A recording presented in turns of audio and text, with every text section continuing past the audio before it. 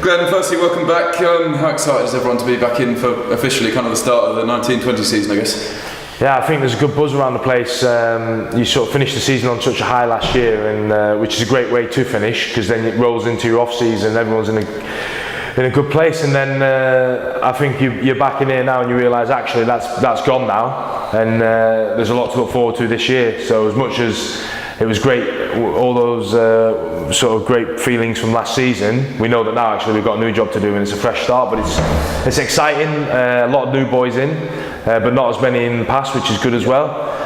So kept a core group of the players, which is fantastic. So it makes it easier for me when I've got to learn a few names as opposed to a lot. I'm not great with names anyway. And great, obviously, with a few additions to the staff as well. So I think it's an exciting time. I think everyone's the last few days have gone real quick. Yeah. And I think everyone's just looking forward to getting going. I mean, we're straight back into the rugby today. I thought boys came back and tested pretty well yesterday, and we're just looking forward to get stuck into it, even though we know that it's going to be a long old season. We're starting later as well. Yeah. You obviously had a pretty busy off season in New Zealand for a few weeks with some of the Super Rugby sides. Just tell us a bit about the kind of purpose of the trip. Yeah, well, I was fortunate enough that Mike wanted to send some of the coaches out on CPD, which was a great opportunity for myself.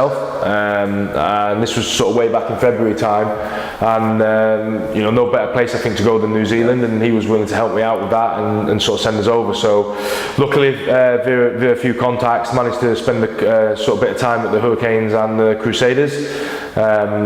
Sort of purpose of the trip really was just to see how they sort of do things over there. See how rugby sort of played down in the Southern Hemisphere, or New Zealand specifically. Obviously they're leading the way, and to sort of see if we can take any sort of little bits back from that. It was great because it actually showed that a lot of stuff we were doing already it was good practice, and then we picked up a few bits. But it was fantastic for me to go over there. What a country as well, and what a place, and it was definitely a worthwhile, beneficial trip. And I think Mike will be real happy with what we brought back from it as well. Yeah, I'm sure you learned a huge amount while you were there. Just give us a brief insight into maybe a couple of those points. Yeah, well, I think the sort of biggest thing that I found was the real welcoming, such a welcoming environment. I was thinking, if I wanted our club to be like that, where you've got All Blacks that are coming up, introducing themselves, giving up their time of day, coaching staff as well. Scott Robertson, Jason Ryan's pretty well-known coaches, successful coaches over there, really giving up their time. And I was thinking, well, that's the type of place we want to create here. I don't think we're far off that either anyway. With the staff and everything we've got in place here. But there was a lot of sort of real focus on the basics, which you go away and you think actually it's going to be groundbreaking, innovative stuff, but actually it's just them focusing on doing the basics incredibly well and doing them consistently well as well. And if it's good enough for All Blacks, people like you and Reed and that doing it, then it's good enough for us. And I think it's something that we'd addressed last year at the end of the season anyway, and then it just highlighted it for us even more going into this season as well. How you just can't neglect the simple fundamentals of the game. So that was really interesting, and they're quite big on iPad technology, so I'm trying to convert Wardy at the minute to buy me a new iPad, but no, it was great. And the other thing as well was actually how those environments is quite powerful when they become a little bit player-led as well. And that's something we want as well. You don't want the players to lead everything, because at the end of the day you want things done a certain way. But if you can get to that level, and I think the biggest thing is that you look at those organisations, they have not got a high turnover of player and staff, so it's taken time to get to that level. But what a great aspiration to have. Yeah, just moving on then. Pre-season's obviously started. What's the kind of agenda for the first block? I think to just get everyone to get to know one another first and foremost. I've obviously alluded to it before that the turnover isn't as high as what it was last year, which is great. So hopefully we can get to know each other quite quickly, because at the end of the day, a lot of it's about relationships and learning about one another, and not just on the field but off the field as well. And also just to get us up to a certain level of physical condition, which in fairness to the boys, they've come back in some good condition compared to where they were previously. So Tom refers to continual improvement. So with the SSC department, that's what they're going to be really looking for in that first block, to sort of layer some basic physical condition in there as well. But also we'll be layering in our basic rugby systems as well. I think we're going to be pretty straight into the rugby side. Which is exciting for us, but in the past the coaches haven't really had to do an awful lot. The SSC department takes over, whereas we're going straight into it. Obviously, new players come in with the kind of core of last season as well. I know there's obviously a huge amount of work that goes into the recruitment, but it's some squad that's assembled, isn't it? It's very exciting. Oh yeah, it's from a coaching perspective, it's great to see some of the signings that have come in. Yeah. I think they're hopefully going to add to the squad and strengthen it, and not just, we've got a real mixed bag as well. We've got a couple of seasoned, experienced players that are coming in, but also we've got some good quality young lads that have been picked up from the Bucks League, and we've already seen people like Alex Dombrandt, who went straight from university rugby into Harlequins, and then he was putting an England jersey on last Saturday.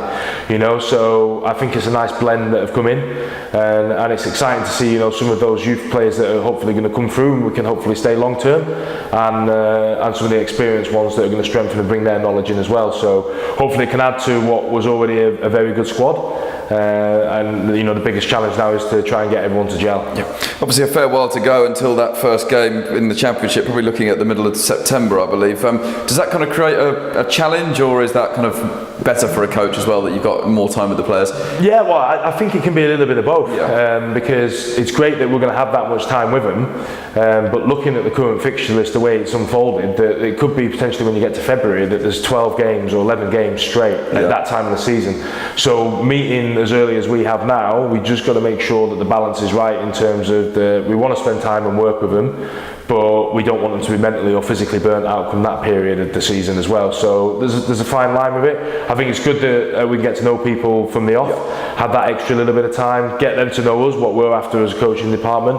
But I think we'll be rewarding them with time off throughout pre-season as well, which is going to be important.